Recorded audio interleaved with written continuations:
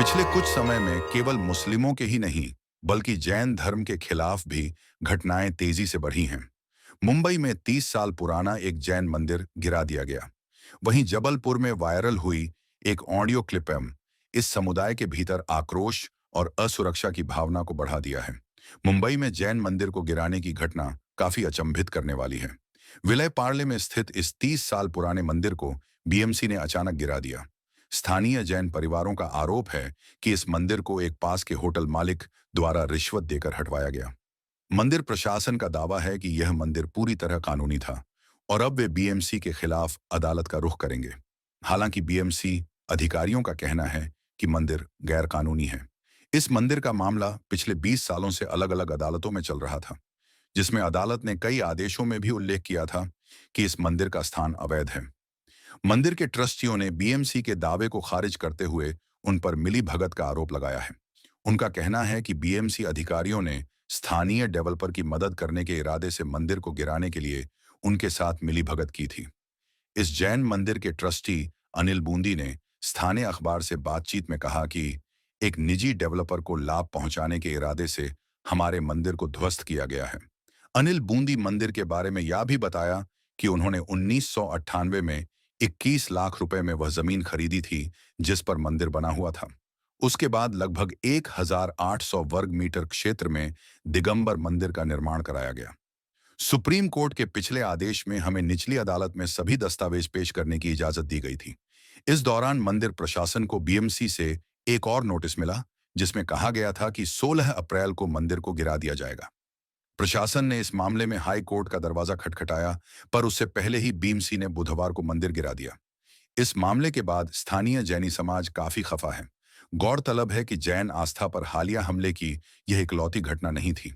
मध्य प्रदेश के जबलपुर में एक वायरल ऑडियो क्लिप ने भी जैन समुदाय को झकझोर कर रख दिया है। इस ऑडियो में कथित तौर पर बीजेपी मंडल अध्यक्ष जागृति शुक्ला और उत्तर मध्य विधानसभा के विधायक प्रतिनिधि शैलेंद्र सिंह की बातचीत सुनाई देती है। इस पूरी बातचीत में जैन समुदाय के खिलाफ आपत्तिजनक टिप्पणियां की गई हैं। ऑडियो में जैन लोगों को रावण कहा गया। यह भी कहा गया कि जैन और मुस्लिम लोग एक जैसे ही हैं।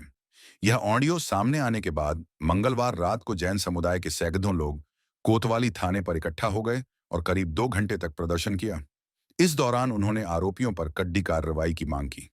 पुलिस अधिकारियों ने मौके पर पहुंचकर मामले की जांच का आश्वासन दिया, जिसके बाद प्रदर्शन शांतिपूर्ण ढंग से समाप्त हुआ। हालांकि ये कोई शुरुआती मामले नहीं हैं जब जैन समुदाय को अपमानित किया गया हो। बीते कुछ सालों में उनकी धार्मिक आस्थाओं, परंपराओं और स्थलों को निशाना बनाया जा रहा है। ऐसे कई वाक़ये हो चुके हैं जब आरोप लगा है कि जैनों की धार्मिक भावनाओं को बार बार अनदेखा किया जा रहा है। मध्य प्रदेश में प्रसिद्ध जैन तीर्थ सम्मेद शिखर जी को पर्यटन केंद्र बनाने की सरकारी योजना को व्यापक विरोध झेलना पड़ा। जैन समुदाय ने इसे आस्था पर चोट बताया। राज्य सरकार ने इस विरोध को विकास विरोधी करार दिया। जैन धर्म का इतिहास भी इस तनाव की गवाही देता है। ऐतिहासिक रूप से देखा जाए तो जैन और बौद्ध धर्मों को तत्कालीन हिंदू सत्ता द्वारा अनेक बार दबाया गया। उनके मंदिरों को या तो नष्ट किया गया या हिंदू मंदिरों में परिवर्तित कर दिया गया। दक्षिण भारत में इसके कई उदाहरण इतिहासकार प्रस्तुत कर चुके हैं। हालिया घटनाओं ने यह सवाल भी खड़ा किया है कि क्या शांतिपूर्ण और अहिंसा के मार्ग पर चलने वाला समुदाय राजनीतिक संरक्षण के अभाव में असुरक्षित होता जा रहा है। जैन समुदाय देश भर में आर्थिक, सामाजिक और सांस्कृतिक रूप से महत्वपूर्ण भूमिका निभाता आया है। उनकी धार्मिक स्थलों पर हमला सिर्फ एक समुदाय को नहीं, बल्कि उस भारतीय विविधता और सहिष्णुता की भावना को ठेस पहुंचाता है, जिसकी दुहाई बार बार दी जाती है।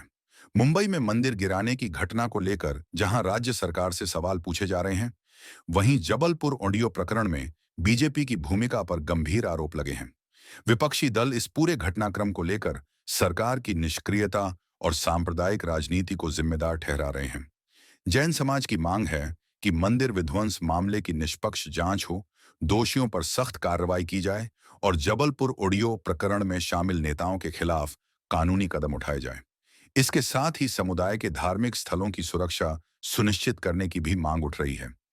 सोशल मीडिया पर भी जैन समुदाय के लोग खुलकर सत्ताधारी भाजपा पर आरोप लगा रहे हैं।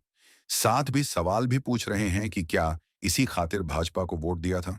एक यूजर ने यह सवाल भी किया है कि क्या इसलिए हम पर हमले हो रहे हैं कि हम संख्या में कम हैं और हमारे वोटों का कोई मतलब नहीं है।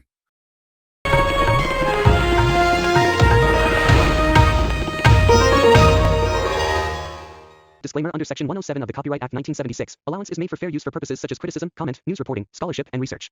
Fair use is a use permitted by copyright statute that might otherwise be infringing.